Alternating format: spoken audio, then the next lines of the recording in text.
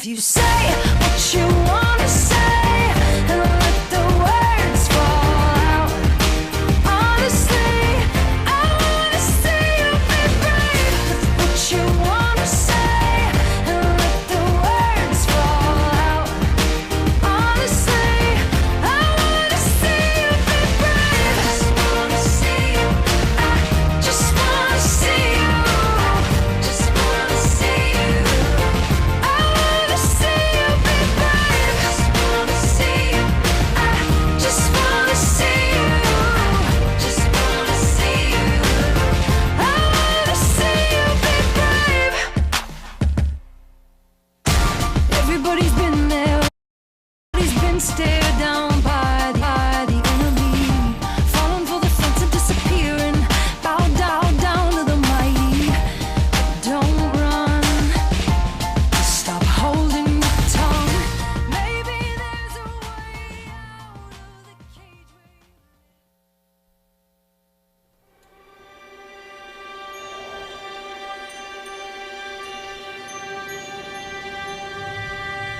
智慧就是这样制成的，一种新型的工厂，制造 tokens， 人工智慧的基石。tokens 开拓了一个新领域，带人们步入非凡世界，孕育无限的可能。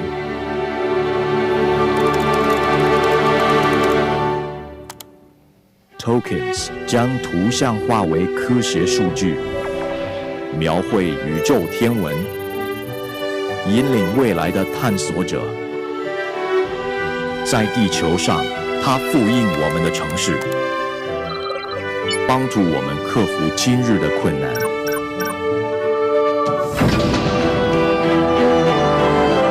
Tokens 揭发物理定律，让我们更快抵达目的地，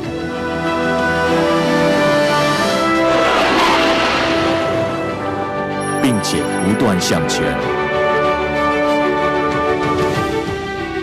Tokens 可以提前发现疾病的征兆，助我们揭开生命的奥秘。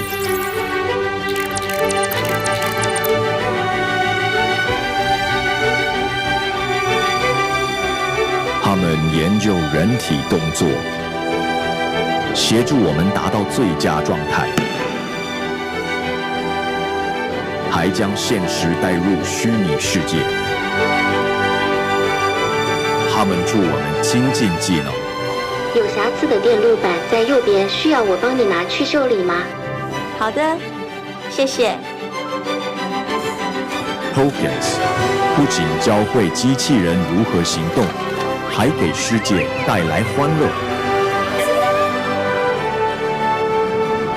请把这些送到护理站，为我们提供助力。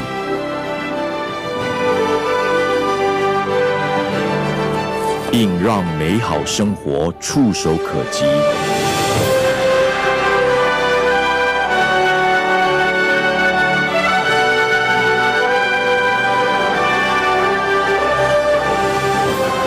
让我们携手并进，勇敢探索人类未曾想象的可能。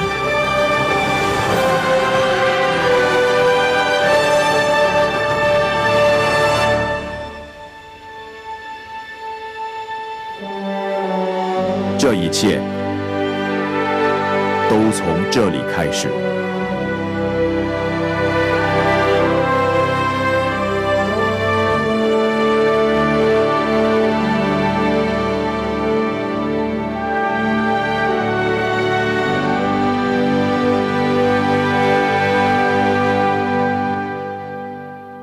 女士们、先生们，欢迎 Nvidia 创办人暨执行长黄仁勋先生。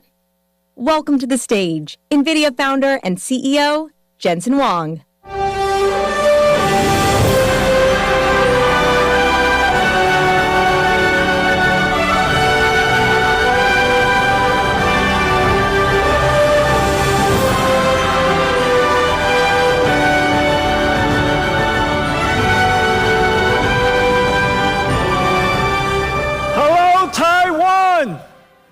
大家好吗? It's great to be here. My parents are also in the audience. 我爸爸妈妈来，他们在哪里? They're up there.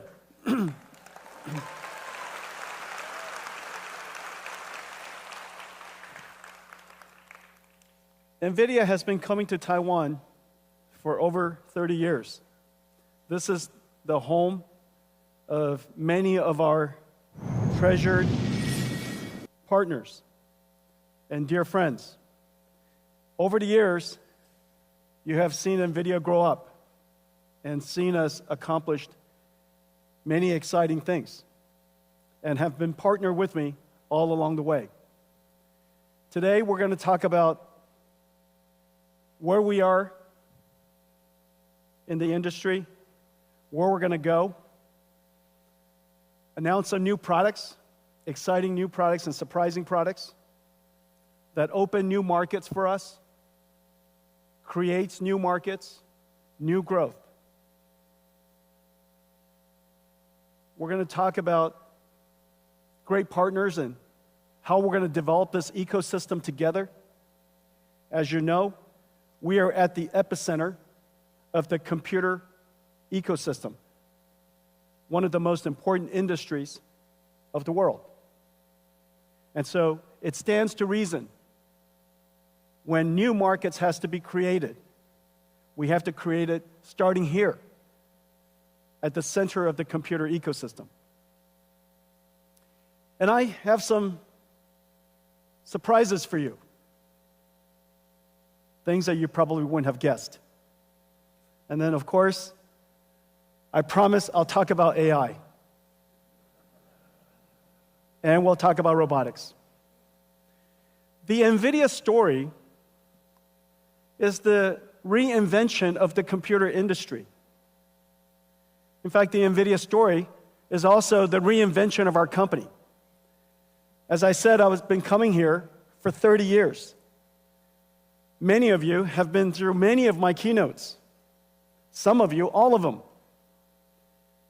And just as you reflect on the conversation, the things we talked about in the last 30 years, how dramatic we changed. We started out as a chip company with a goal of creating a new computing platform. And in 2006, we introduced CUDA, which has revolutionized how computing is done. In 2016, 10 years later, we realized that a new computing approach has arrived. And this new computing approach requires a reinvention of every single layer of the technology stack. The processor is new. The software stack is new.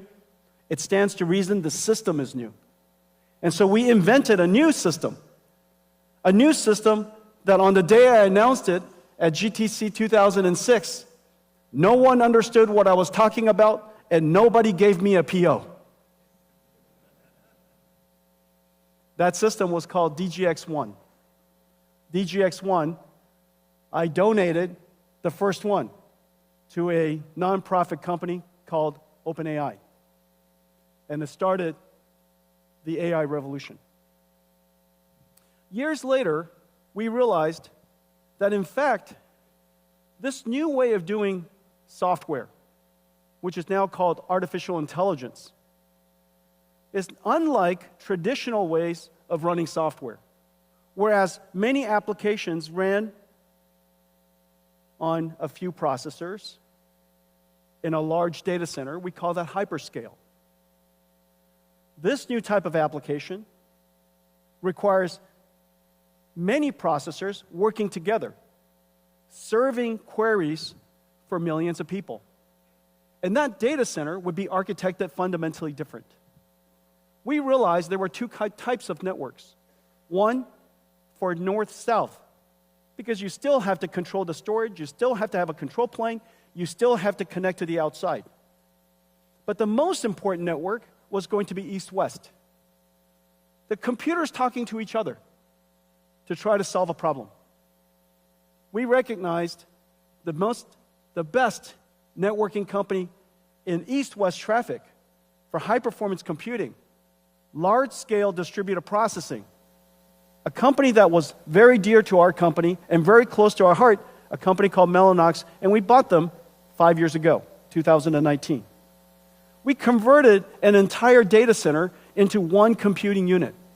And you heard me say before, the modern computer is an entire data center. The data center is a unit of computing. No longer just a PC, no longer just a server. The entire data center is running one job. And the operating system would change.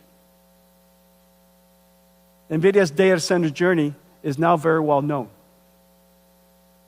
Over the last 3 years, you've seen some of the ideas that we're shaping and how we are starting to see our company differently. No company in history, surely no technology company in history, has ever revealed a roadmap for 5 years at a time. No one would tell you what is coming next. They keep it as a secret, extremely confidential. However, we realized that NVIDIA is not a technology company only anymore. In fact, we are an essential infrastructure company. And how can you plan your infrastructure, your land, your shell, your power, your electricity, all of the necessary financing around all over the world? How would you possibly do that if you didn't understand what I was going to make? And so we described our company's roadmap in fair detail, enough detail that everybody in the world can go off and start building data centers. We realize now we are an AI infrastructure company. An infrastructure company that's essential all around the world.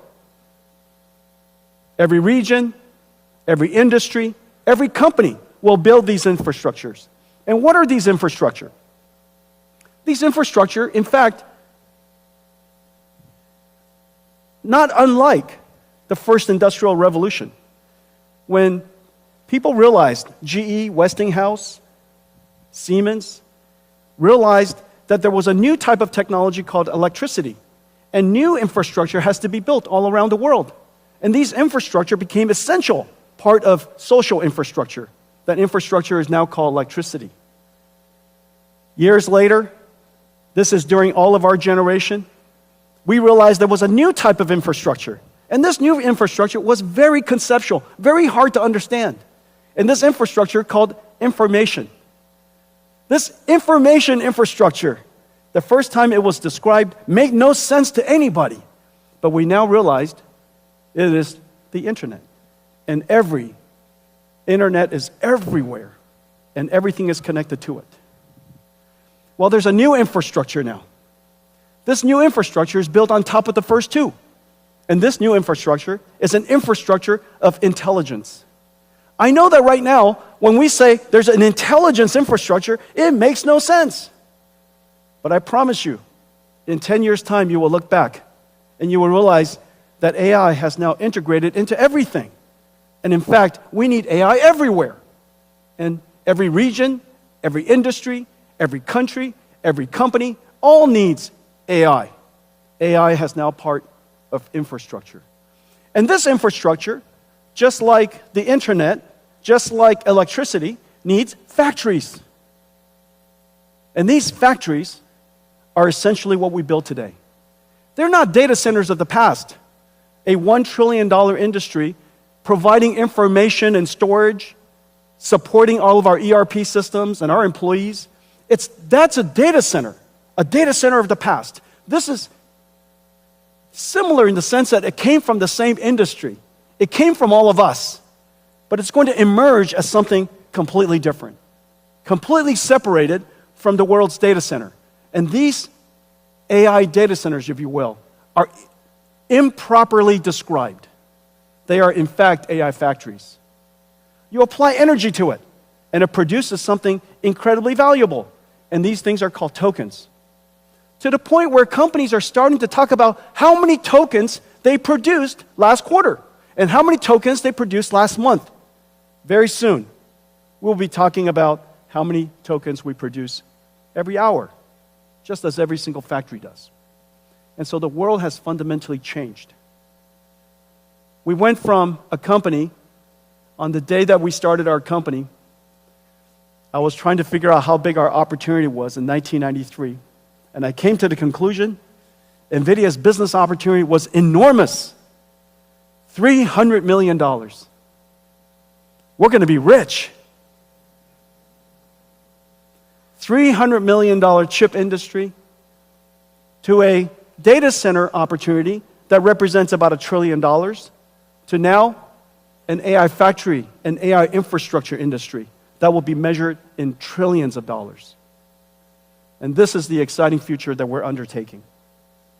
Now, at its core, everything we do is founded on several important technologies. Of course, I talk about accelerated computing a great deal. I talk about AI a great deal. What makes NVIDIA really special is the fusion of these capabilities.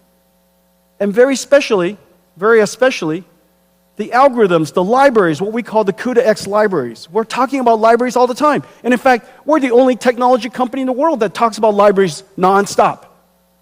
And the reason for that is because libraries is at the core of everything that we do.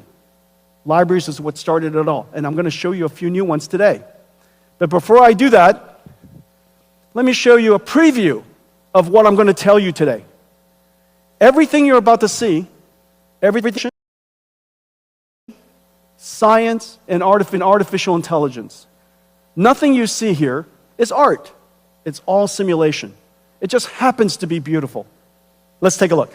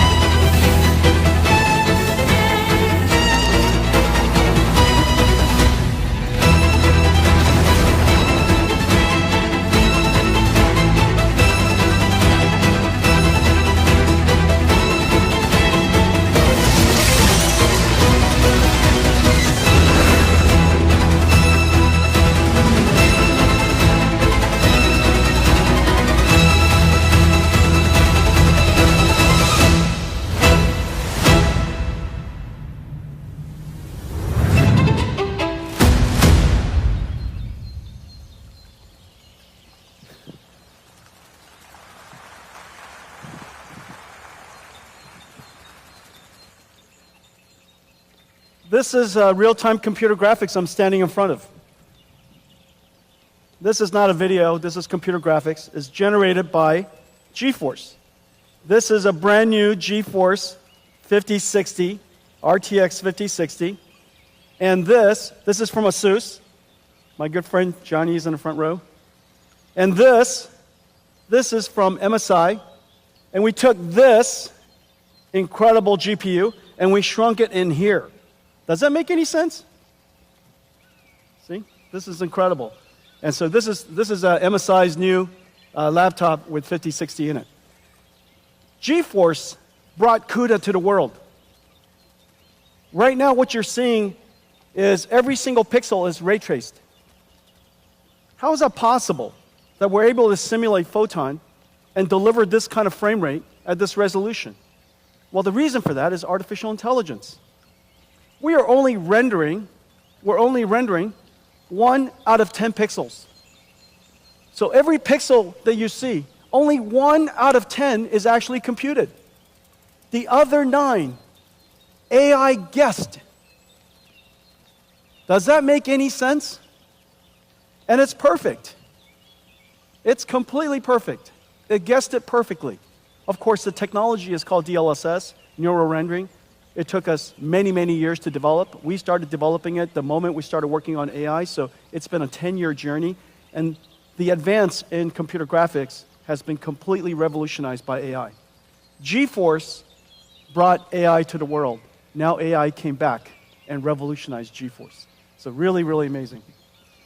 Ladies and gentlemen, GeForce.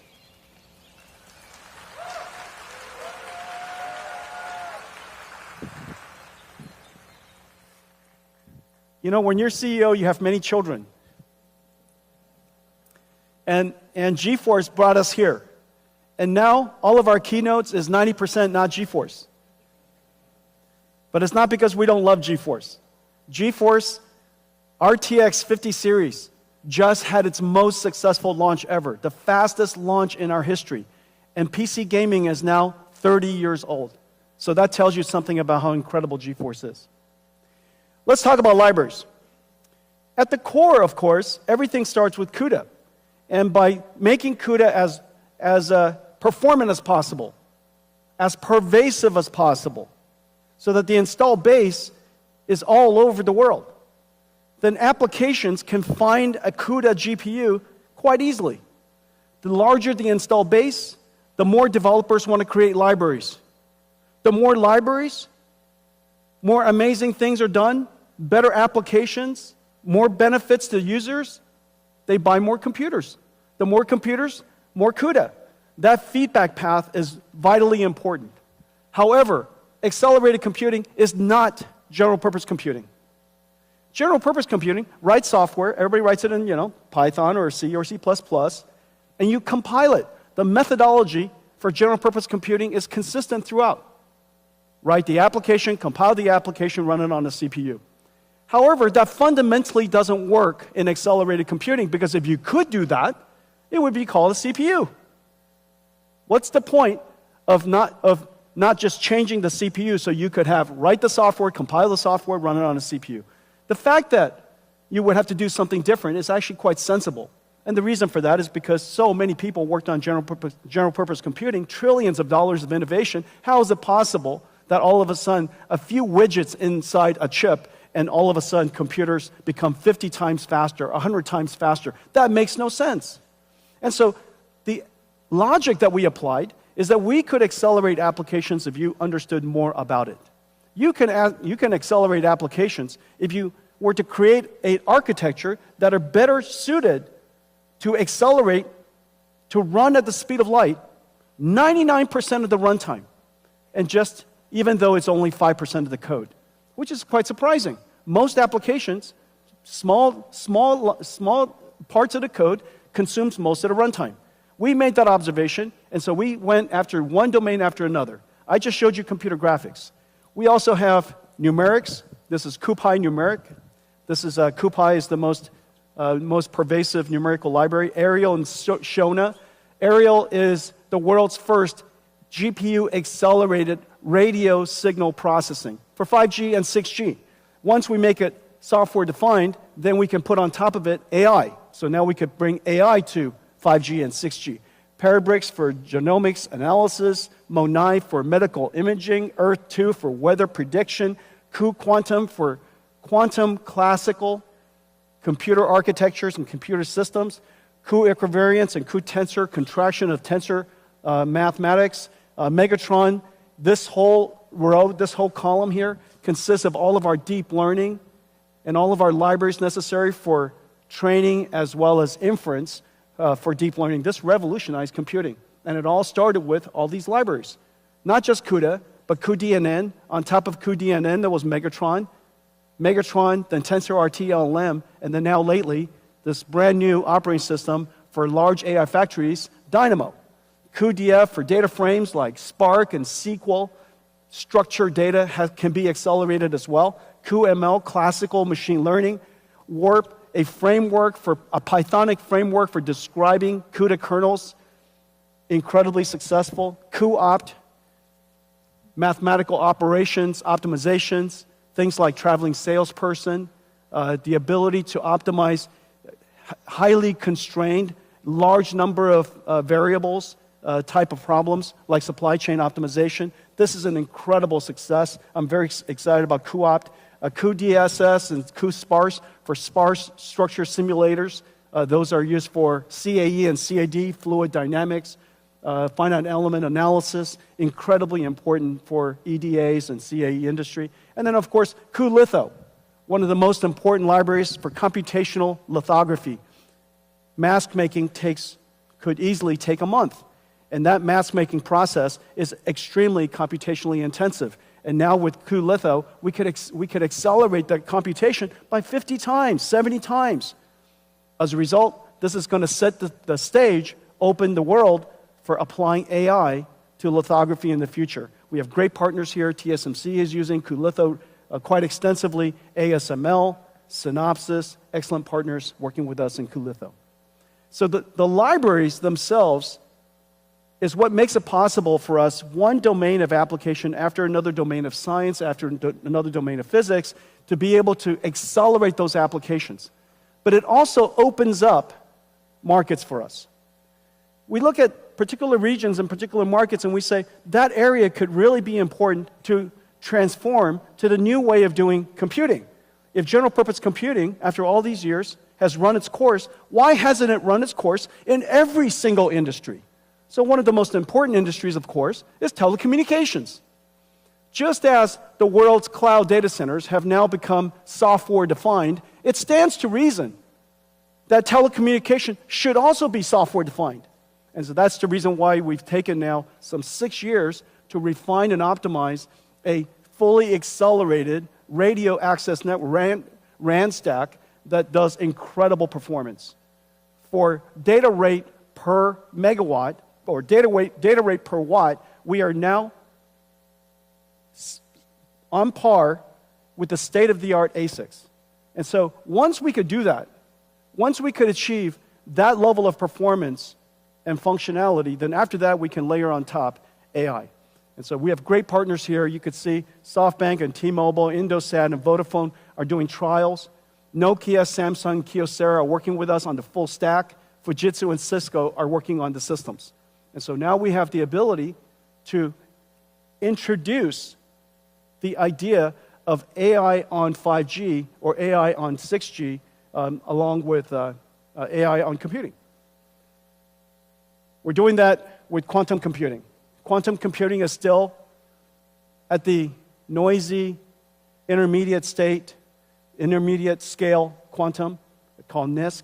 However, there are many, many good applications we could already start to do. And so we're excited about that. We're working on a quantum classical or quantum GPU computing platform. We call it CUDA-Q, working with amazing companies around the world. GPUs could be used for pre-processing and post-processing, for error correction, for control. And so in the future, I predict that all supercomputers will have quantum accelerators, all have quantum QPUs connected to it. And so a supercomputer would be a QPU with QPUs and GPUs and some CPUs. And that would be the representation of a modern computer. So working with a lot of great companies in this area. AI. 12 years ago, we started with perception. AI models that can understand patterns, recognize speech, recognize images. That was the beginning. The last 5 years, we've been talking about generative AI, the ability for AI to not just understand, but to generate. And so it could generate from text to text. We use that all the time in ChatGPT. Text to images, text to video, video to text, images to text. almost anything to anything, which is the really amazing thing about AI, that we've discovered a universal function approximator, a universal translator. It can translate from anything to anything else if we can simply tokenize it, represent the bits of information. Well, now we have reached a level of AI that's really important. Generative AI gave us one-shot AI. You give a text, and it gives you text back. That was 2 years ago when we first engaged ChatGPT. That was the big, amazing breakthrough. You give a text, and it gives you text back. It predicts the next word, predicts the next paragraph. However, intelligence is much more than just what you've learned from a lot of data that you've studied. Intelligence includes the ability to reason, to be able to solve problems that you've not seen before, to break it down step by step, to maybe apply some rules and theorems to solve a problem you've never seen, to be able to simulate multiple options and weigh its benefits. Some of the technology you might have heard about, chain of thought, breaking it down step by step, tree of thought, coming up with a whole bunch of paths. All of these technologies are leading the ability for AI to be able to reason. Now, the amazing thing is, once you have the ability to reason, and you have the ability to perceive, that is, let's say, multimodal read PDFs, you could do search, you can use tools, you have now agentic AI. This agentic AI just does something that I've just described all of us do. We're given a goal, we break it down step by step, we reason about what to do, what's the best way to do it, we consider its consequences, and then we start executing the plan. The plan might include doing some research, might include doing some work, using some tools. It might include reaching out to another AI agent to collaborate with it. Agentic AI is basically understand, think, and act. Well, understand, think, and act is the robotics loop. Agentic AI is basically a robot in a digital form. These are going to be really important in the coming years. We're seeing enormous progress in this area. The next wave, beyond that, is physical AI. AI that understands the world. They understand things like inertia, friction, cause and effect. That if I roll a ball and it goes under a car, depending on the speed of the ball, it probably went to the other side of the car. But the ball did not disappear. Object permanence. You might be able to reason that if there's a table in front of you and you have to go to the other side, the best way to do it is not to go right through it. The best way is maybe go around it or underneath it. To be able to reason about these physical things is really essential to the next era of AI. We call that physical AI. And so in this particular case, you're seeing us simply prompt the AI, and it generates videos to train a self-driving car in different scenarios, and I'll show you more of that later. That's a dog. It said, generate me a dog, generate me one with a bird, with people. And it started out with the image on the left. And then the phase after that, we take reasoning systems, generative systems, physical AI, and this level of capability would now go into a physical embodiment. We call it a robot. If you could imagine that you can prompt an AI to generate a video to reach and pick up a bottle, of course you could imagine telling a robot to reach out and pick up the bottle. The AI capability today has the ability to do those things. Well, the computer that's where we're going in the near future. The computer that we're building to make this possible has properties that are very different than the previous. The revolutionary computer called Hopper came into the world about 3 years ago, and it revolutionized AI as we know it. It became probably the most popular, most well-known computer in the world. In the last several years, we've been working on a new computer to make it possible for us to do inference time scaling, or basically thinking incredibly fast. Because when you think, you're generating a lot of tokens in your head, if you will. You're generating a lot of thoughts, and you iterate in your brain before you produce the answer. So what used to be one-shot AI is now going to be thinking AI, reasoning AI, inference time scaling AI. And that's going to take a lot more computation. And so we created a new system called Grace Blackwell. Grace Blackwell does several things. It has the ability to scale up. Scale up means to turn what is a computer into a giant computer.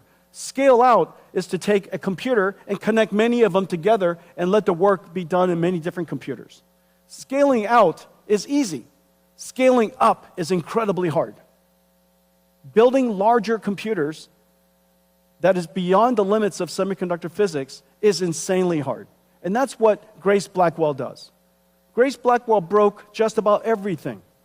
And all of you in the audience, many of you are partnering with us to build Grace Blackwell systems. I'm so happy to say that we're in full production, but we can also say it was incredibly challenging.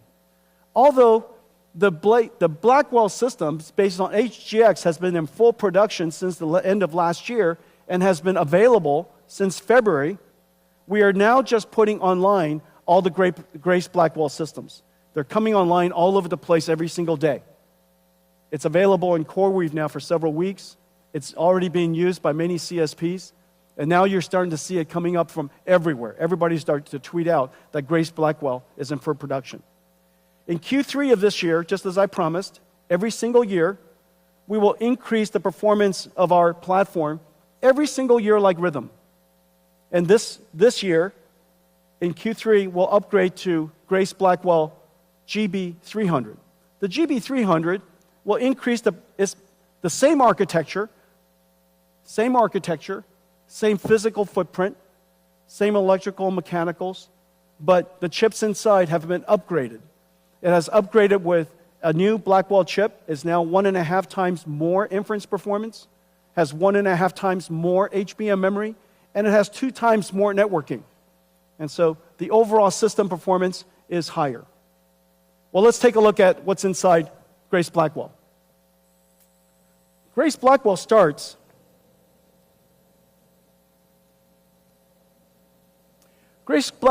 with this compute node. This compute node right here, this is one of the compute nodes.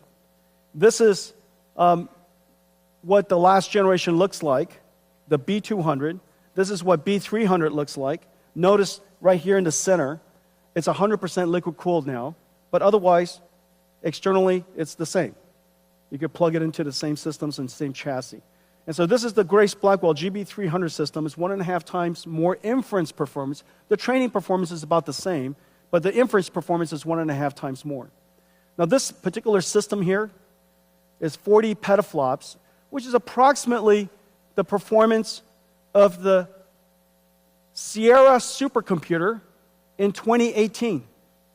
The Sierra supercomputer has 18,000 GPUs, Volta GPUs. This one node here replaces that entire supercomputer.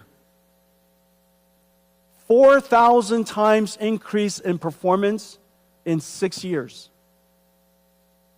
That is extreme Moore's law. Remember, I've said before that AI, Nvidia has been scaling computing by about 1 million times every 10 years. And we're still on that track. But the way to do that is not just to make the chips faster.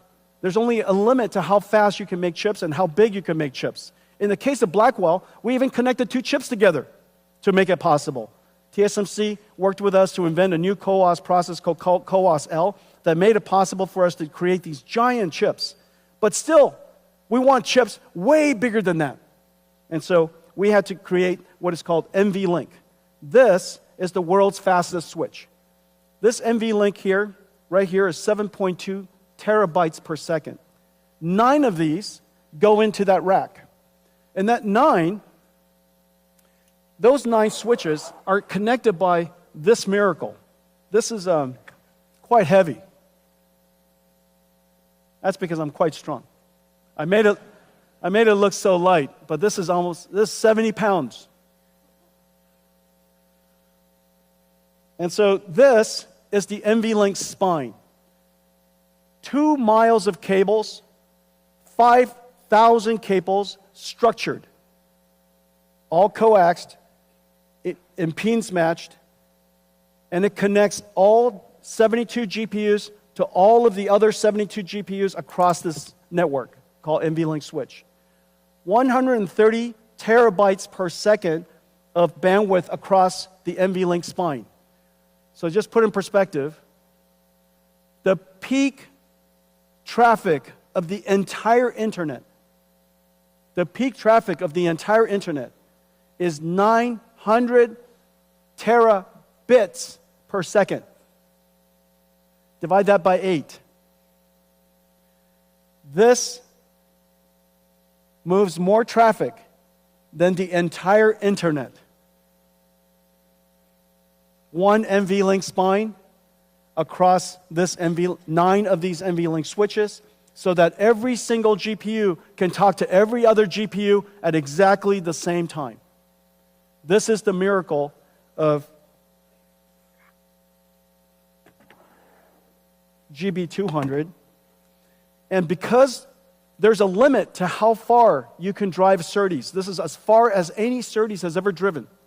From chip, this goes chip to the switch, out to the spine, to any other switch, any other chip. All electrical. And so that limit caused us to put everything in one rack. And that one rack is 120 kilowatts, which is the reason why everything has to be liquid cooled.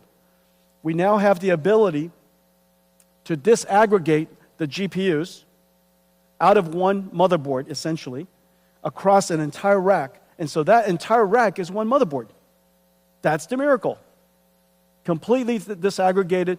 And now the GPU performance is incredible, the amount of memory is incredible, the networking bandwidth is incredible, and now we can really scale these out. Once we scale it up, then we can scale it out into large systems.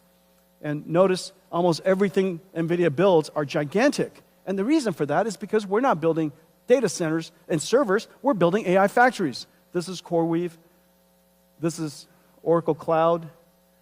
The power density of each rack is so great. They have to put them further apart so that the power density could be distributed. But really, in the end, we're not building data centers, we're building AI factories. And this is the XAI, Colossus factory. This is Stargate. 4 million square feet. 4 million square feet, 1 gigawatt. And so just think about this factory here. This 1 gigawatt factory is probably going to be about 60 to 80 billion dollars. Out of that 60 to 80 billion dollars, the electronics, the computing part of it, these systems are 40, 50 billion dollars of it. And so these are gigantic factory investments. The reason why people build factories is because you know the answer. The more you buy,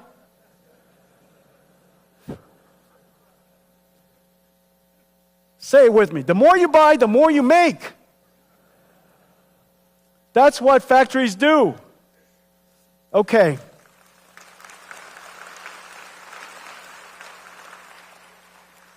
The technology is so complicated.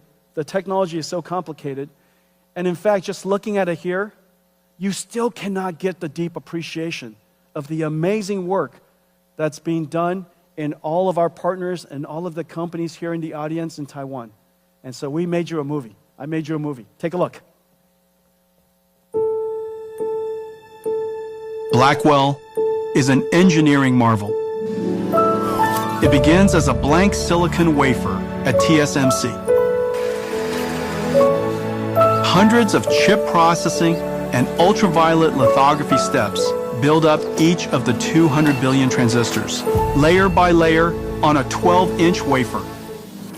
The wafer is scribed into individual Blackwell die, tested and sorted, separating the good dies to move forward. The chip-on-wafer on substrate process, done at TSMC, SPIL, and Amkor, attaches 32 Blackwell dies and 128 HBM stacks on a custom silicon interposer wafer. Metal interconnect traces are etched directly into it, connecting Blackwell GPUs and HBM stacks into each system and package unit, locking everything into place. Then the assembly is baked, molded, and cured, creating the Blackwell B200 superchip. At KYEC, each Blackwell is stress tested in ovens at 125 degrees Celsius and pushed to its limits for several hours. Back at Foxconn, robots work around the clock to pick and place over 10,000 components onto the Grace Blackwell PCB. Meanwhile, additional components are being prepared at factories across the globe. Custom liquid cooling copper blocks from Cooler Master, AVC, Auras, and Delta keep the chips at optimal temperatures. At another Foxconn facility, ConnectX-7 SuperNICs are built to enable scale-out communications, and Bluefield 3 DPUs to offload and accelerate networking, storage, and security tasks. All these parts converge to be carefully integrated into GB200 compute trays.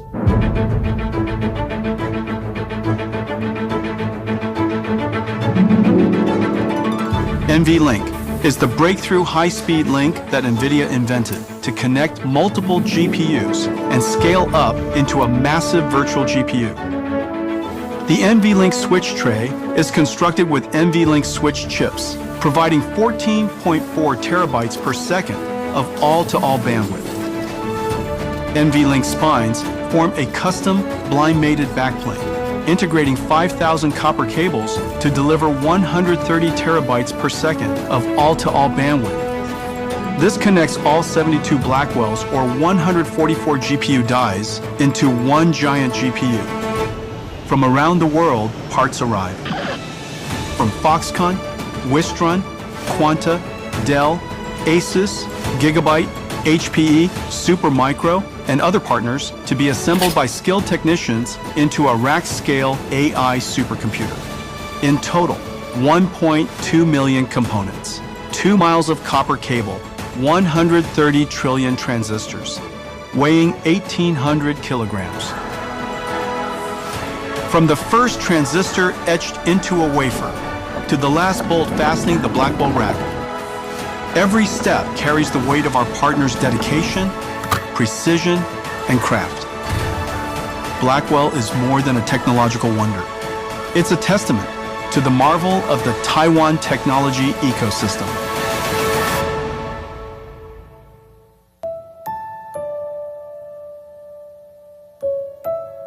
We couldn't be prouder of what we've achieved together.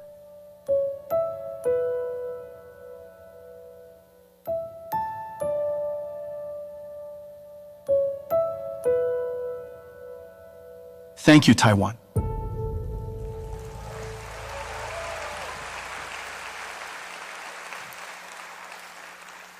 Thank you. Thank you. That was pretty incredible, right? But that was you. That was you. Thank you.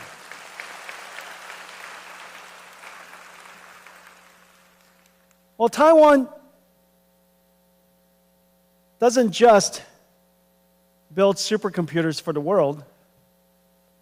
Today, I'm very happy to announce that we're also building AI for Taiwan.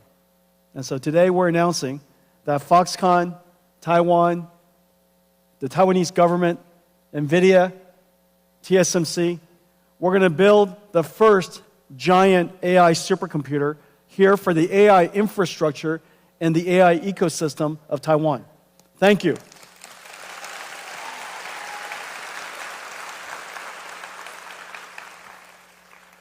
Is there anybody who needs an AI computer? Any AI researchers in the audience?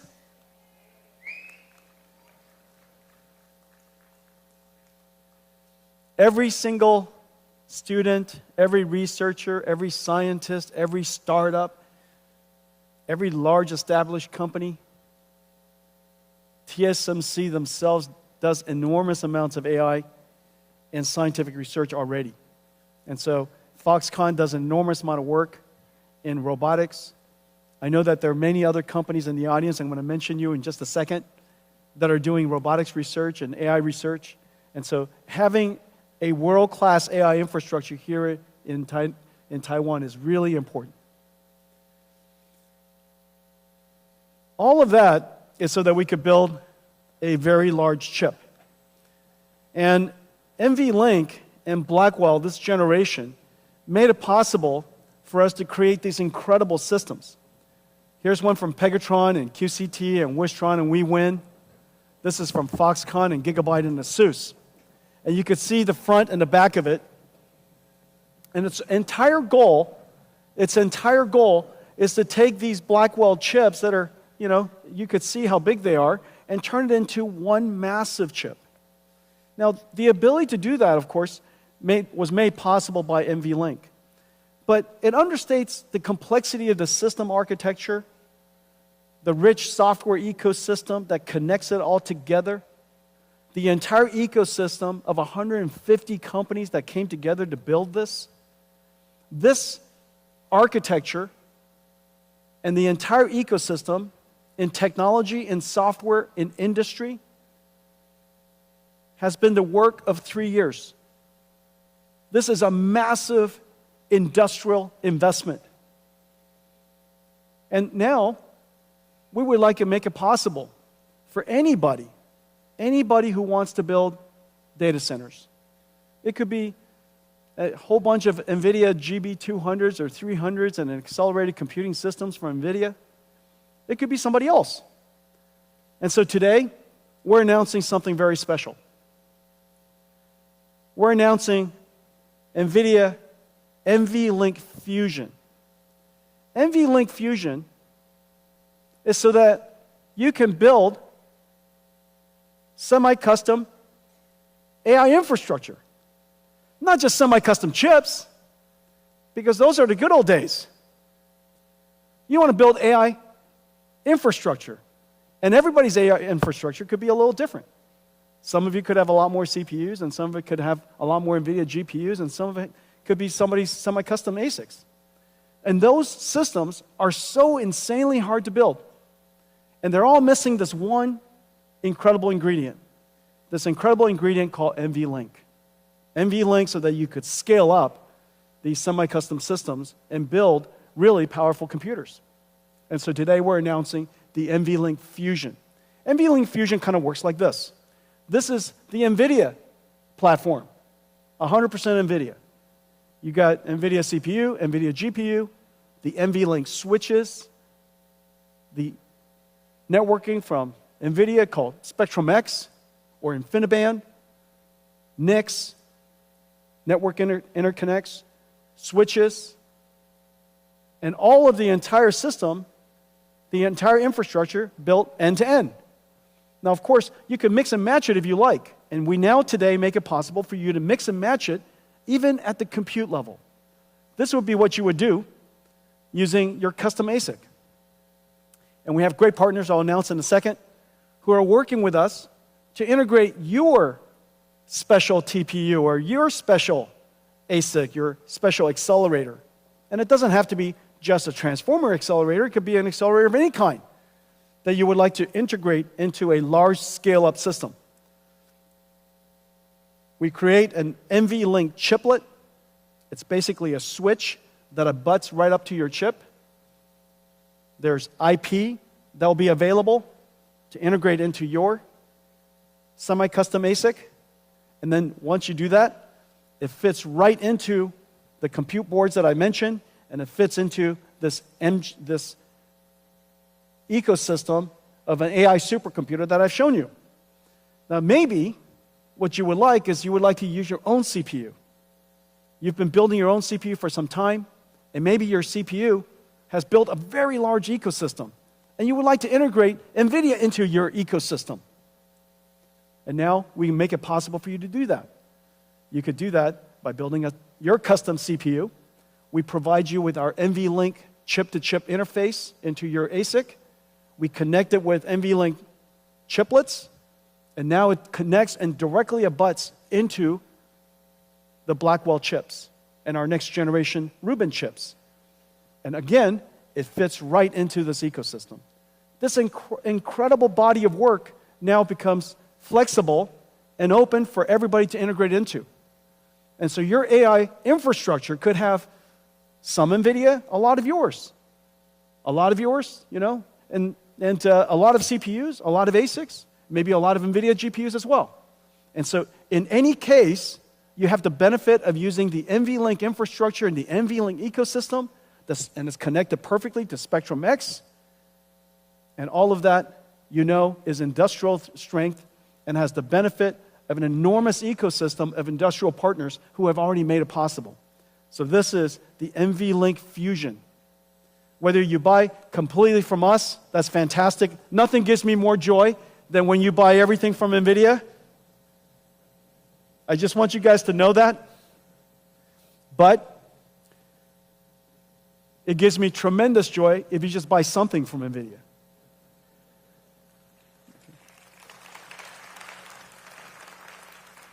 And so we have some great partners. L-Chip, Astera Labs, Marvell, and one of our great partners, MediaTek, are going to be partnering with us to work with ASIC or semi-custom customers, hyperscalers, who would like to build these things, or CPU vendors who would like to build these things, and they would be their semi-custom ASIC provider. We also have Fujitsu and Qualcomm who are building their CPUs with NVLink to integrate into our ecosystem. And Cadence and Synopsys, we've worked with them to transfer our IP to them so that they can work with all of you and make that IP available to all of your chips. So this ecosystem is incredible. But this just highlights the NVLink Fusion ecosystem. Once you work with them, you instantly get integrated into the entire larger NVIDIA ecosystem that makes it possible for you to scale up into these AI supercomputers. Now let me talk to you about some new product categories. As you know, I've shown you a couple of different computers. However, in order to serve the vast majority of the world, there are still some computers that are missing. And so I'm going to talk about them. But before I do that, I want to give you an update that, in fact, this new computer we call DGX Spark is in full production. DGX Spark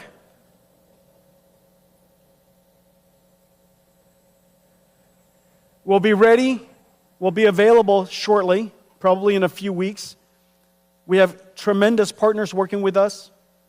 Dell, HPI, ASUS, MSI, Gigabyte, Lenovo. Incredible partners working with us. And this is the DGX Spark. This is actually a production unit. This is our version. However, our partners are building a whole bunch of different versions. This is designed for AI native developers. If you're a developer, you're a student, you're a researcher, and you don't want to keep opening up the cloud and getting it prepared, and then when you're done scrubbing it, okay? But you would just like to have your own, basically your own AI cloud sitting right next to you, and it's always on, always waiting for you. It allows you to do your prototyping, early development, and this is what's amazing.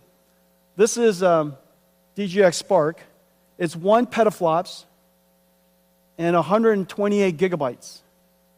In 2016, when I delivered DGX1, this is just the bezel. I can't lift the whole computer. It's 300 pounds. This is DGX1.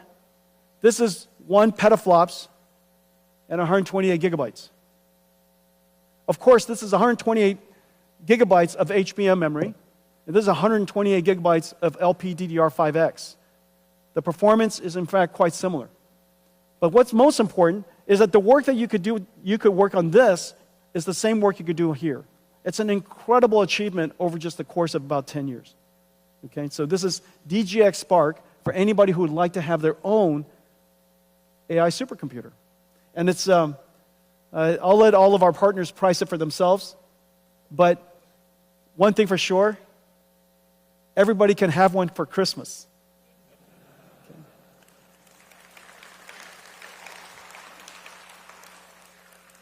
Okay, I've got another computer I want to show you. If that's not enough, and you would still like to have your own personal, thank you, Janine. This is Janine Paul, ladies and gentlemen. If that one isn't big enough for you, here's one. This is another desk side. This is also going to be available from Dell and HPI, ASUS, Gigabyte, MSI, Lenovo. It'll be available from Box, from Lambda, amazing workstation companies.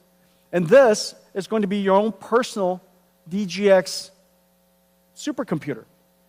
This computer is the most performance you can possibly get out of a wall socket. You could put this in your kitchen, but just barely. If you put this in your kitchen and then somebody runs the microwave, I think that's the limit. And so this is the limit. This is the limit of what you can get out of a wall outlet. And this is a DGX station. The programming model of this and the giant systems that I showed you are the same. That's the amazing thing. One architecture, and this has the ability, enough capacity and performance to run a 1 trillion parameter AI model. Remember, Llama is Llama 70B. A 1 trillion parameter model is going to run wonderfully on this machine. Okay, so that's the DGX station. So now let's talk about, remember these systems are, thank you, Jenny. These systems are AI natives. They're AI native computers. They're computers built for this new generation of software. It doesn't have to be x86 compatible. It doesn't have to run traditional IT software. It doesn't have to run hypervisors.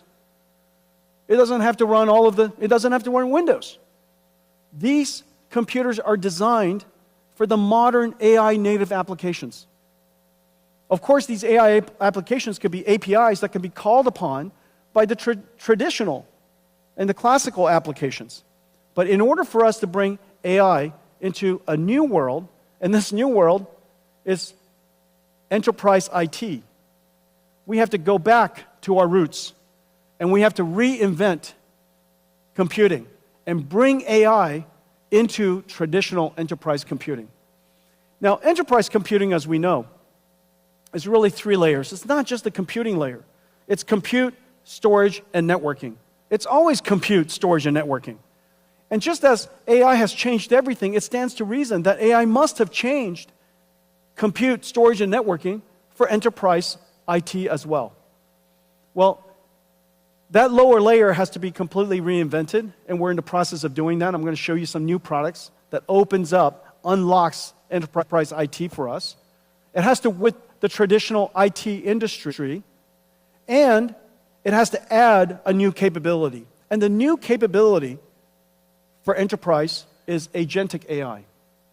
Basically, digital marketing campaign manager, a digital researcher, a digital software engineer, digital customer service, digital chip designer, digital supply chain manager, digital versions, AI versions of all of the work that we used to do. And as I mentioned earlier, agentic AI has the ability to reason, use tools, work with other AIs. So in a lot of ways, these are digital workers. They're digital employees. The world has a shortage of labor. We have a shortage of workers. By 2030, by about 30 to 50 million shortage. It's actually limiting the world's ability to grow. And so now we have these digital agents that can work with us. 100% of Nvidia software engineers now have digital agents working with them so that they can help them, assist them in developing better code and more productively. And so in the future, you're going to have this layer, that's our vision. You're going to have a layer of agentic AIs, AI agents.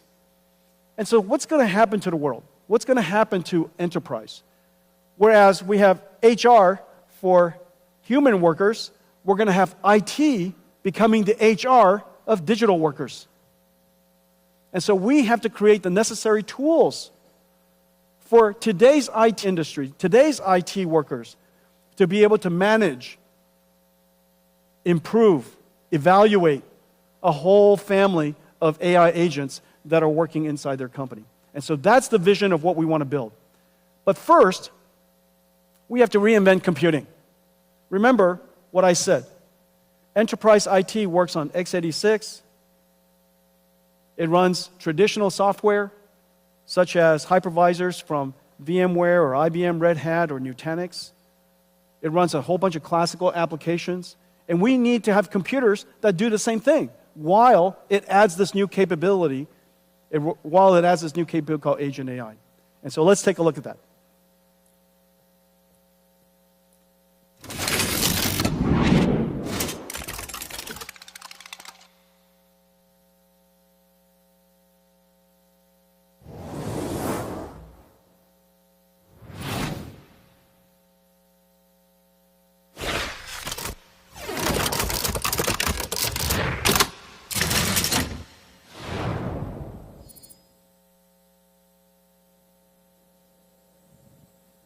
Okay, this is the brand new RTX Pro Enterprise and Omniverse server. This server can run everything. It has x86, of course. It can run all of the classical hypervisors. It runs Kubernetes in those hypervisors. So the way that your IT department wants to manage your network and how they want to manage your clusters and orchestrate workload works exactly the same way. It has the ability to even stream Citrix and what other virtual desktops to your PC. Everything that runs in the world today should run here. Omniverse runs on here perfectly. But in addition to that, this is the computer for enterprise AI agents. Those AI agents could be only text. Those AI agents could also be computer graphics. Little TJs, coming to you, little toy Jensens coming to see you, helping you do work. And so those AI agents could be either in text form, it could be in graphics form, it could be in video form. All of those workloads work on this system. No matter the modality, every single model that we know of in the world, every application that we know of, should run on this. In fact, even Crysis works on here. Okay, so anybody who's a GeForce gamer? There are no GeForce gamer in the room.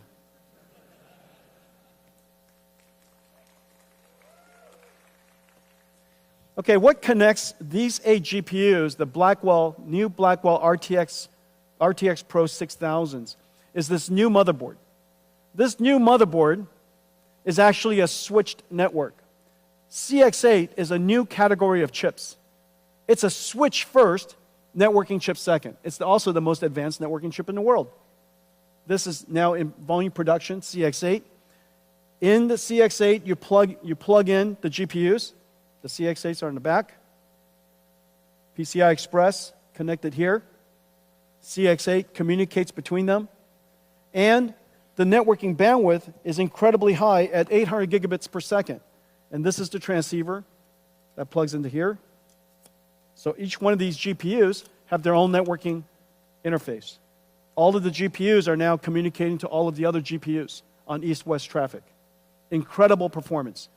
Now, the surprising part is this, how incredible it is. So this is RTX Pro. This is the performance, and I showed you guys at GTC how to think about performance in the world of AI factories. The way to think about this is throughput. This is tokens per second, which is the y-axis. The more output your factory, the more tokens you produce. Okay, so throughput is measuring tokens per second. However, every AI model is not the same. And some AI models require much more reasoning. And so you need those AI models, you need the performance per user to be very high. So the tokens per second per user has to be high. And this is the problem with factories. Factories either like to have high throughput or low latency, but it doesn't like to have both. And so the challenge is how to create an operating system that allows us to have high throughput, the y-axis, while having very low latency, which is the y-axis, interactivity, tokens per second per user. And so this chart tells you something about the overall performance of the computer, of the overall computers of the factory. Look at all of those different colors. It represents the different ways you have to configure all of our GPUs to achieve the performance. Sometimes you need pipeline parallelism. Sometimes you want expert parallelism. Sometimes you want a batch. Sometimes you want to do speculative decoding. Sometimes you don't. And so all of those different types of algorithms have to be applied separately and differently depending on the workload. And the Pareto, the outside area, the overall area of that curve represent the capability of your factory. Okay? And so notice something. Hopper is this is the most famous computer in the world, Hopper H100, the HGX, $225,000 Hopper is down there. And the Blackwell server you just saw, the enterprise server, is 1.7 times its performance. But this is amazing. This is Llama 70B. This is DeepSeek R1. DeepSeek R1 is 4 times. Now the reason for that, of course, the DeepSeek R1 has been optimized, and DeepSeek R1 is genuinely a gift to the world's AI industry.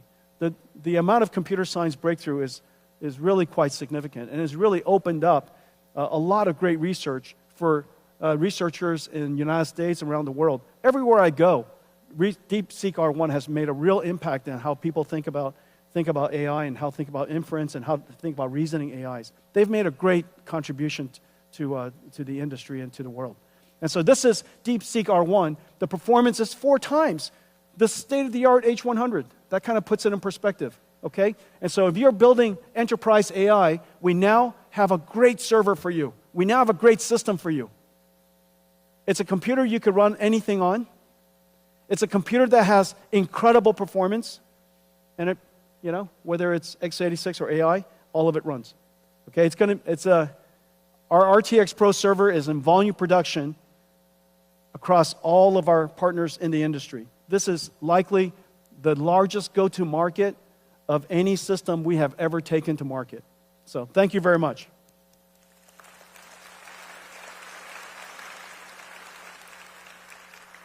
The compute platform is different. The storage platform is different. And the reason for that is because humans query structured databases like SQL. People query structured databases like SQL. But AI wants to query unstructured data. They want semantic, they want meaning. And so we have to create a new type of storage platform. And this is the Nvidia AI Data Platform. On top, just as SQL servers, SQL software, and file storage software from your storage vendors that you work with, there's a layer of very complicated software that goes with storage. Most storage companies, as you know, is mostly a software company. That software layer is incredibly complicated. And so on top of a new type of storage system is going to be a new query system we call IQ, Nvidia AIQ or IQ. And it's really state-of-the-art, it's fantastic. And working with basically everybody in the storage industry. Your future storage is no longer CPUs sitting on top of a rack of storage. It's going to be GPUs sitting on top of a rack of storage. And the reason for that is because you need the system to embed, find the meaning in the data, in the unstructured data, in the raw data. You have to index, you have to do the search, and you have to do the ranking. So that process is very compute intensive. And so most storage servers in the future will have a GPU computing node in front of it. It's based on the models that we create. Almost everything that I'm about to show you starts with great AI models. We create AI models. We put a lot of energy and technology into post-training of open AI models. We post-train these AI models with data that is completely transparent to you. It is safe and secure data, and it's completely okay to use to train, and we make that list available to you to see. And so it's completely transparent. We make the data available to you. We post-train the models, and our post-trained model performance is really incredible. Right now, downloadable open source reasoning model, the Llama Nemotron reasoning model is the world's best. It's been downloaded tremendously. And also, we also surround it with a whole bunch of other AI models so that you can do what is called IQ, the retrieval part of it. It's 15 times faster than what's available out there, 50% better query results. And so these models are available, all available to you. The IQ blueprint are open source. And we work with the storage industry to integrate these models into their storage stack, their AI platform. This is vast. This is what it looks like. I'm not going to go into it. I just want to give you a texture of the AI models that are integrated into their platform. Let's take a look at what VAST has done. Agentic AI changes how businesses use data to make decisions. In just 3 days, VAST built a sales research AI agent using the Nvidia IQ blueprint and its accelerated AI data platform. Using NeMo Retriever, the platform continuously extracts, embeds, and indexes data for fast semantic search. First, the agent drafts an outline, then taps into CRM systems, multimodal knowledge bases, and internal tools. Finally, it uses Llama Nematron to turn that outline into a step-by-step sales plan. Sales planning that took days now starts with an AI prompt and ends with a plan in minutes. With VAST's accelerated AI data platform, organizations can create specialized agents for every employee.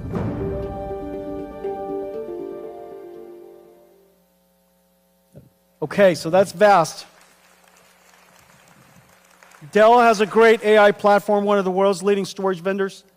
Hitachi has a great AI platform, AI data platform. IBM is building an AI data platform with NVIDIA NeMo. NetApp is building an AI platform. As you could see, all of these are open to you. And if you're building an AI platform with a semantic query AI in front of it, NVIDIA NeMo is the world's best. Okay, so that gives you now compute for enterprise and storage for enterprise. The next part is a new layer of software called AI Ops. Just as supply chain has their ops and HR has their ops, in the future, IT will have AI ops. And they will curate data, they'll fine-tune the models, they'll evaluate the models, guardrail the models, secure the models, and we have a whole bunch of libraries and models necessary to integrate into the AI Ops ecosystem. We got great partners to help us do that, to take it to market for us. CrowdStrike is working with us. Data IQ is working with us.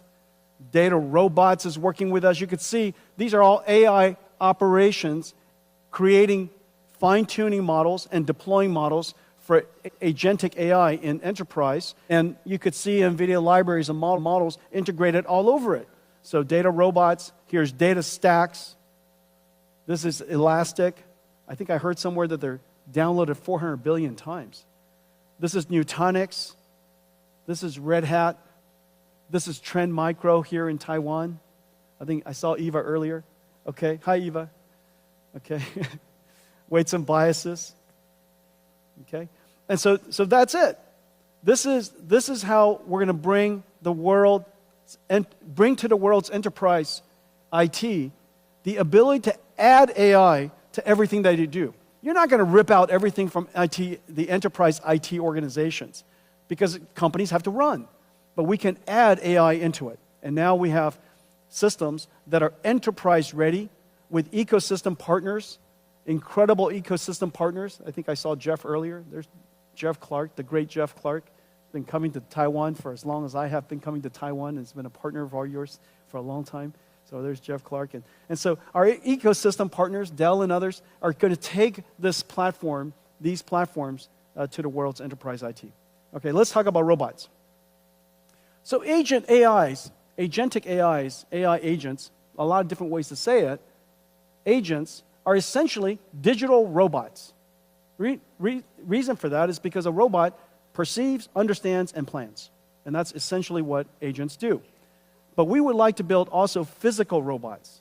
And these physical robots, first, it starts with the ability to learn to be a robot.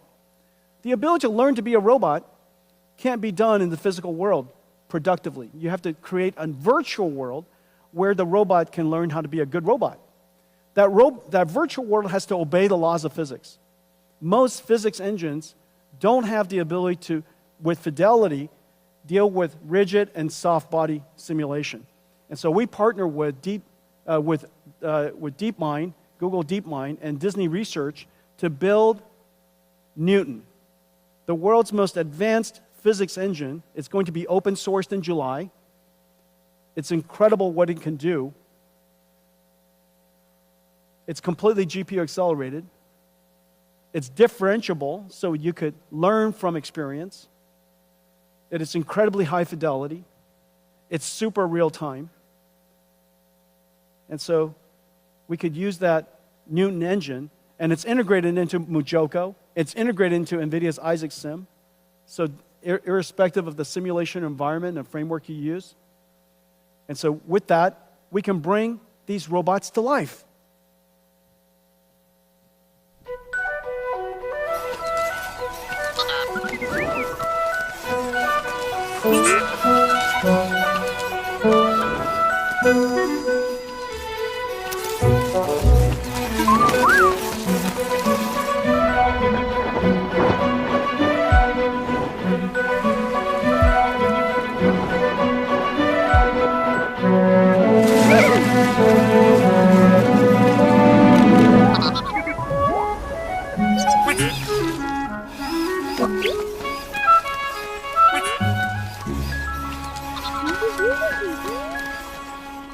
Who doesn't want that? I want that. Can you imagine one of those little ones or a few of them running around the house, chasing your dogs, driving them crazy? And so, did you see what was happening? It wasn't an animation, it was a simulation. And he was slipping and sliding in the sand, in the dirt. All of it was simulated. The software of the robot is running in the simulation. And so it wasn't animated, it was simulated. And so in the future, we'll take the AI models that we train and we put it into that robot in simulation and let it learn how to be a great robot. Well, we're working on several things to help the robotics industry. Now, you know that we've been working in autonomous systems for some time. Our self-driving car basically has 3 systems for creating the AI model. And that's GB200, GB300. It's going to be used for that, training the AI model. Then you have Omniverse for simulating the AI model. And then when you're done with that AI model, you put that model, the AI, into the self-driving car. Okay? This year, we're deploying Mercedes around the world, our self-driving car stack, end-to-end stack. But we create all of this, and the way we go to market is exactly the same that we work everywhere else. We create the entire stack, we open the entire stack, and for our partners, they use whatever they want to use. They could use our computer and not our library. They could use our computer, our library, and also our runtime. However much you would like to use, it's up to you. Because there's a lot of different engineering teams and different engineering styles and different engineering capabilities. We want to make sure that we provide our technology in a way that makes it as easy as possible for everybody to integrate NVIDIA's technology.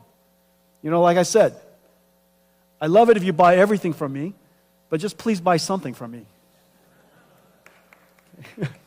Very practical. And so we're doing exactly the same thing in robotic systems, just like cars. And so this is our Isaac Groot platform.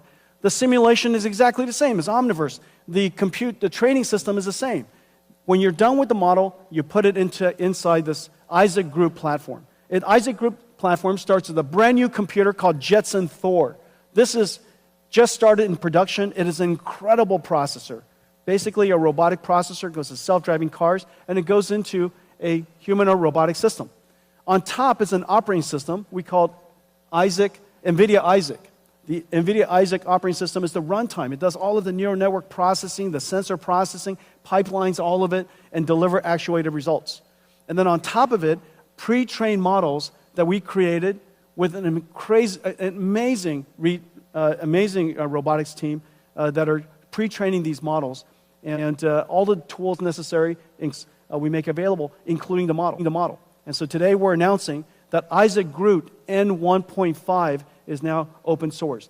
And it's open to the world to use. It's been downloaded 6,000 times already, and the popularity and the likes and the appreciation from the community is incredible. And so that's creating the model. We also open the way we created the model. The biggest challenge in robotics is, the biggest challenge in AI overall is what is your data strategy?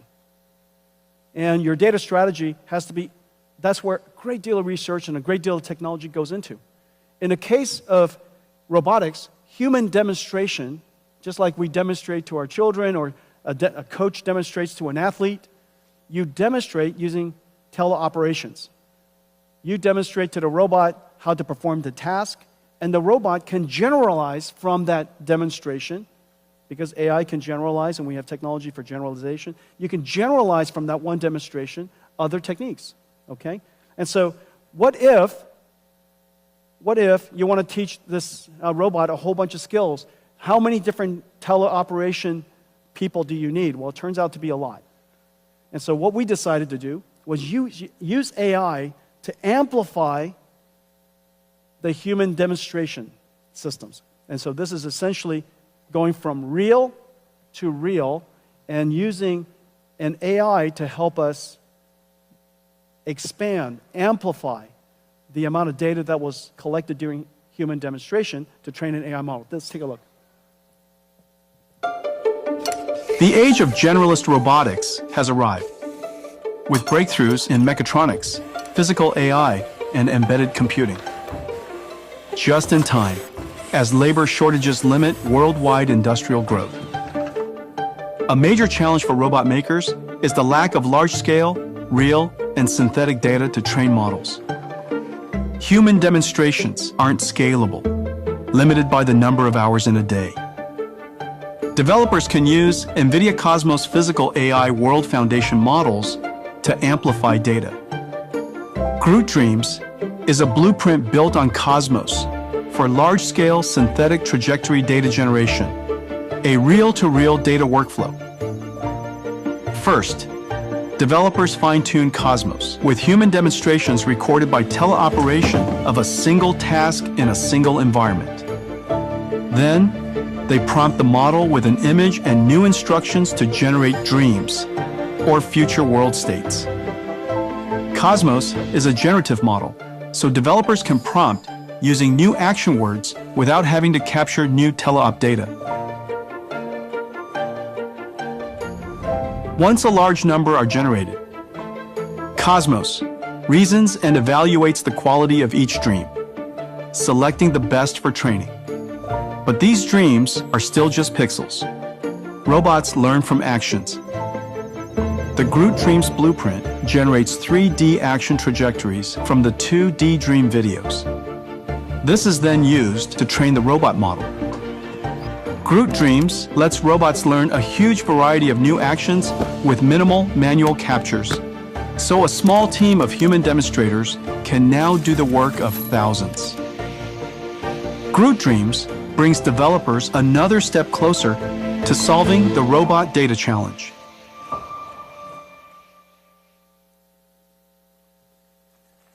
Is that great? So in order for robotics to happen, you need AI. But in order to teach the AI, you need AI.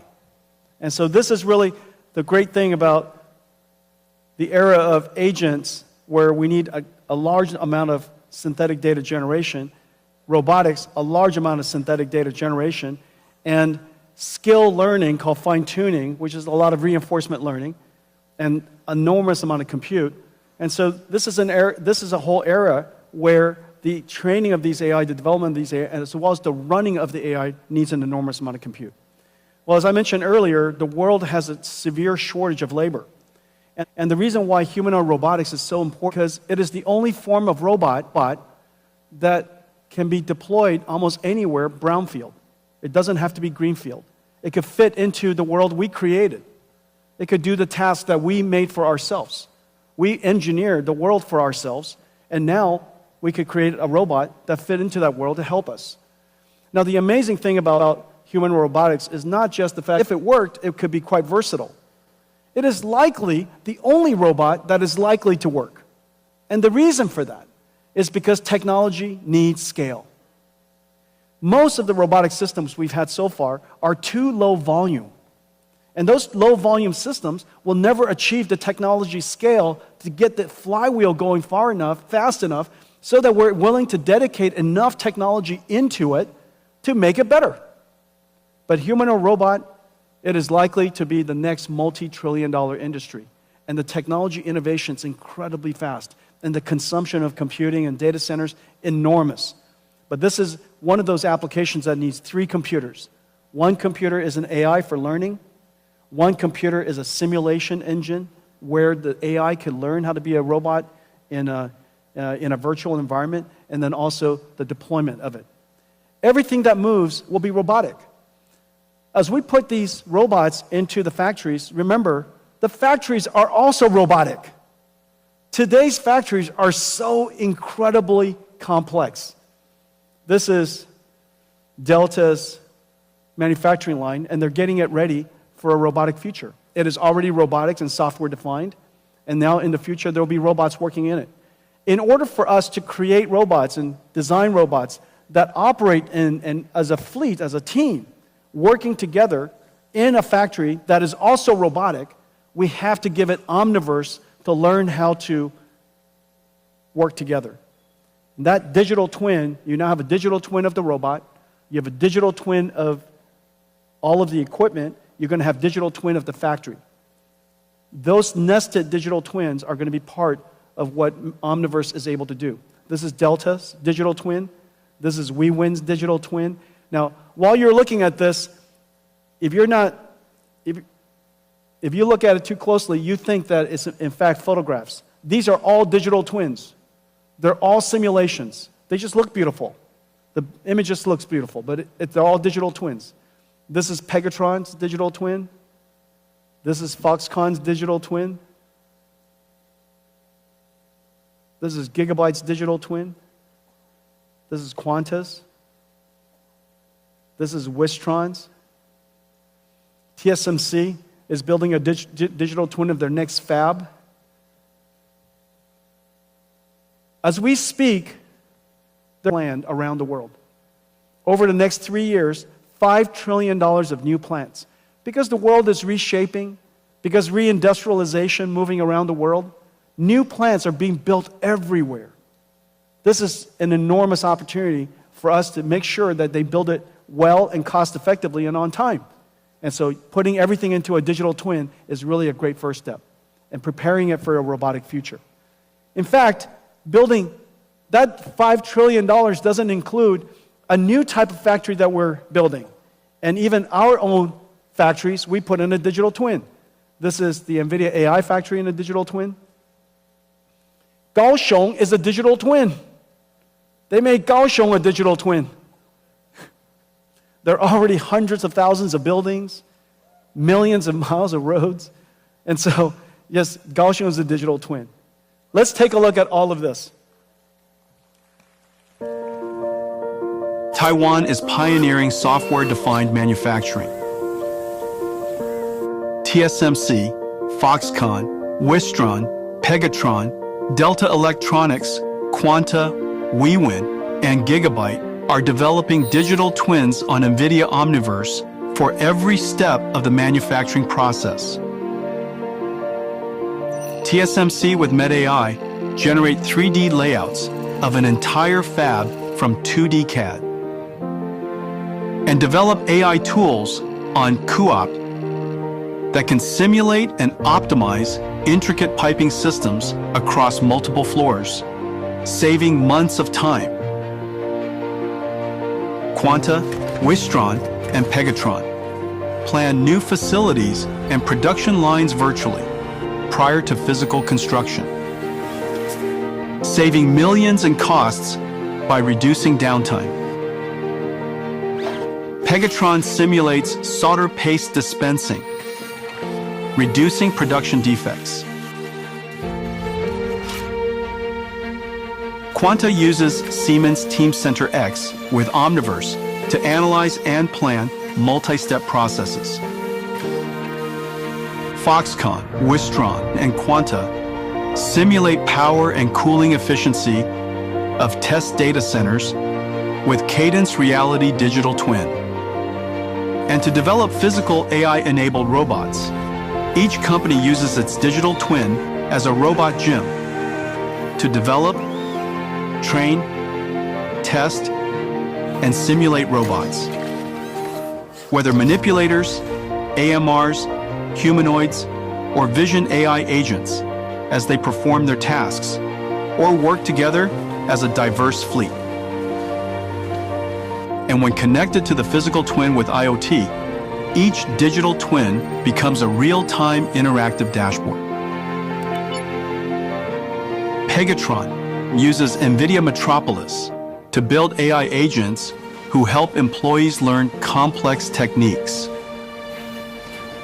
Taiwan is even bringing digital twins to its cities. Linker Vision and the city of Kaohsiung use a digital twin to simulate the effects of unpredictable scenarios and build agents that monitor city camera streams, delivering instant alerts to first responders. The age of industrial AI is here, pioneered by the technology leaders of Taiwan, powered by Omniverse.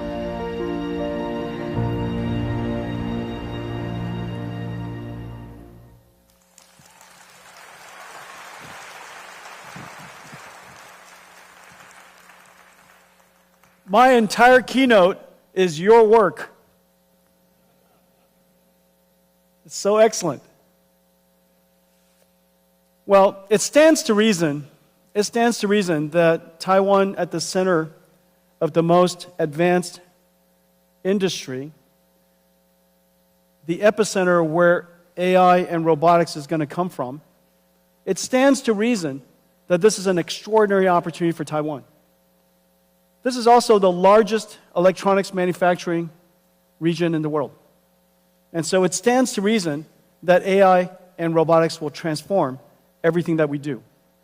And so it's really quite extraordinary that for one of the first times in history that the work you do has revolutionized every industry, and now it's going to come back to revolutionize yours. At the beginning, I said that GeForce brought AI to the world. And then AI came back and transformed GeForce. You brought AI to the world. AI will now come back and transform everything that you do. It's been a great pleasure working with all of you. Thank you.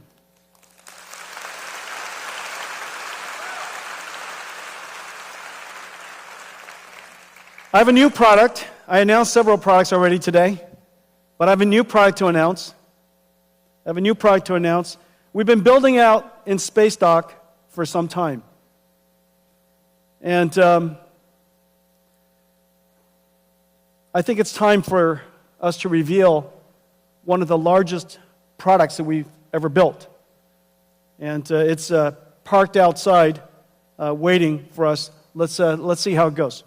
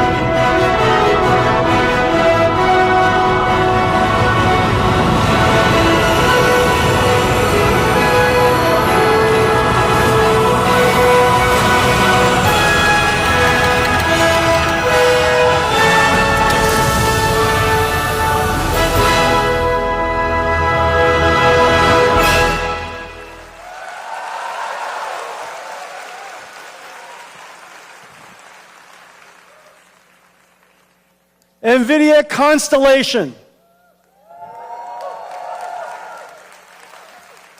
Nvidia Constellation. Well, as you know, we have been growing. And all of our partnerships with you have been growing. The number of engineers we have here in Taiwan have been growing. And so we are growing beyond the limits of our current office. And so I'm going to build them a brand new Nvidia Taiwan office, and it's called Nvidia Constellation.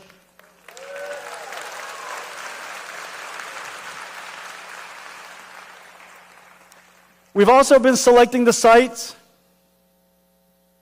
We've been selecting the sites, and all of the mayors and all the different cities have been very kind to us. And I think we got some nice deals. I'm not sure. It seems quite expensive. But prime real estate is prime real estate. And so today, I'm very pleased to announce that Nvidia Constellation will be at Beitou Shiling.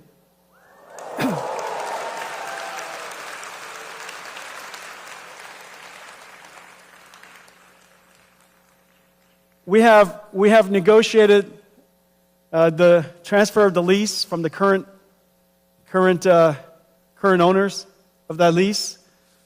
However, I understand that in order for the mayor to approve that lease, he wanted to know whether the people of Taipei approve of us building a large, beautiful Nvidia Constellation here.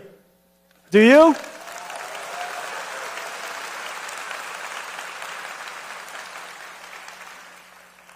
He also asked for you to call him. And so I'm sure you know his numbers. Everybody call him right away. Tell him that you think it's a great idea. So this is going to be Nvidia Constellation. We're going to build it. We're going to start building as soon as we can. We need the office space. Nvidia Constellation, Beitou Shiling. Very exciting. Okay.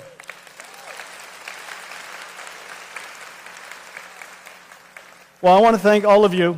I want to thank all of you for your partnership over the years. We are at a once-in-a-lifetime opportunity. It is not an understatement to say that the opportunity ahead of us is extraordinary. For the very first time in all of our time together, not only are we creating the next generation of IT, we've done that several times. From PC to internet to cloud to mobile cloud, we've done that several times. But this time, not only are we creating the next generation of IT, we are in fact creating a whole new industry. This whole new industry is going to expose us to giant opportunities ahead. I look forward to partnering with all of you on building AI factories, agents for enterprises, robots, all of you amazing partners building the ecosystem with us around one architecture. And so I want to thank all of you for coming today. Have a great Computex, everybody. 大家谢谢. Thank you. Thank you for coming. Thank you.